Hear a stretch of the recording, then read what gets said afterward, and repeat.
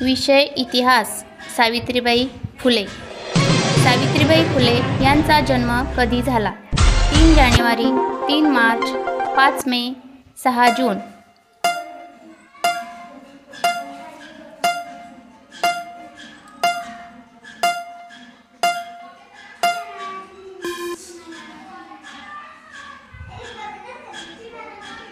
योग्य उत्तर आहे 3 जानेवारी. भारतातील पहिल्या स्त्री शिक्षिका कोण आहेत? पंडित रमाबाई, इंदिरा गांधी, किरण बेदी, सावित्रीबाई फुले. योग्य उत्तर आहे सावित्रीबाई फुले.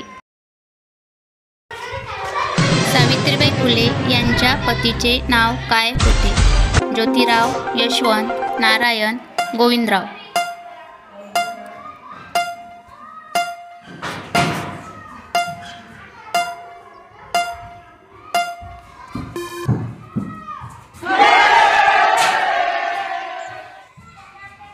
योग्य उत्तर आहे ज्योतिराव.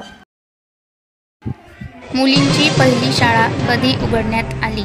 1848, 1849, 1949, 1948.